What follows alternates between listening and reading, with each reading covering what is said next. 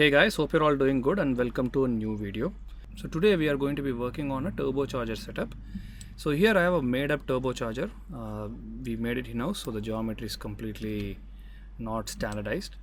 The reason for having our own geometry is to come up with a very simple case, because actual turbochargers tend to be very complex. So here we have made this turbocharger so that we can show you the key concepts that lie behind setting up a fluid structure interaction simulation. So in this particular case, here is what we can expect. We will have hot exhaust gases flowing through the inlet. So this would be the inlet, and as the hot air comes in, it's going to be rich with enthalpy, and that's going to rotate this particular turbine wheel, and then the remaining exhaust gases would flow out axially out of the turbocharger. Now in real life, there is going to be a shaft that's going to connect the turbocharger to a compressor. We are not going to be modeling that.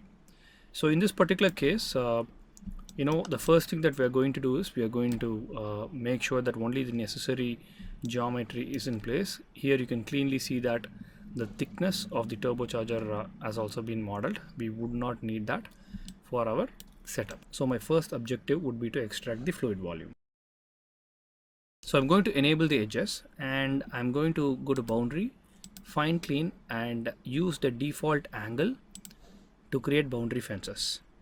And then what I'm going to try and do is I'm going to use the boundary fence method, and I'm going to see if I can capture the inner control volume. So looks like a selection has been made. Now I want to see if this selection is correct or not. So I'm going to right click, and I'm going to click on isolate selection. The shortcut key is Ctrl L. So anything that I've selected is going to be isolated. So when I do that, you can see that I'm getting the volute perfectly. So this is exactly what I want. So I'm going to create maybe 2 to 3 boundaries, and I'm going to use the box option to just draw a box around whatever I see on screen. I'm going to add that to boundary number 3, and I'm going to hide it. I'm going to click on show all now, and that's going to display everything, right? So clearly we do not need boundary number 2, but we cannot just go ahead and delete it because the impeller also belongs to boundary number 2. I'm going to first see if the impeller is a separate surface. So I'm going to click on surface, and I'm going to just click on the impeller, and I'm able to select it individually. So let me add it to boundary number 4. So it looks like that has been created perfectly. So now let's hide boundary number 2, and this should be our entire geometry, right? I hope that makes sense. So I can hide everything, and I can just enable boundary number 2, and what I'm going to do is I'm just going to select that, and I'm just going to delete it. But let me just make sure that I'm deleting it correctly, because I do see that a large number of triangles have been selected.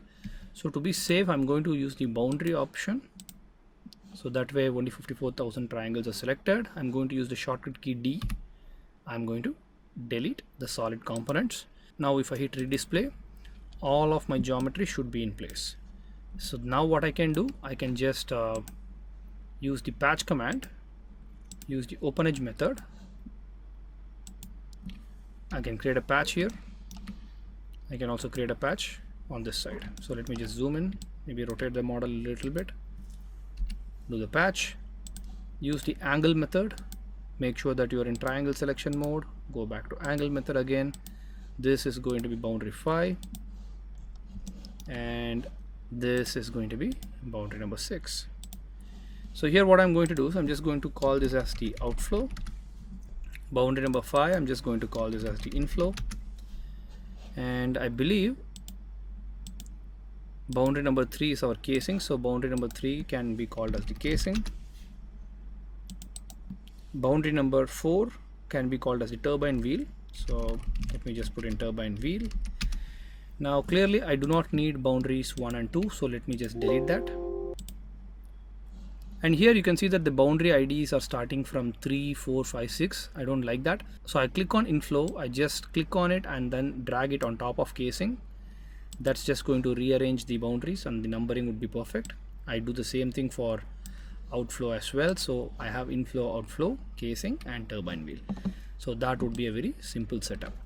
Alright, so that concludes the geometry cleanup and also the boundary flagging for this particular made up turbocharger model. In the next video, what we are going to do is we are going to set up the flow conditions and also the FSI properties. Thank you. Bye.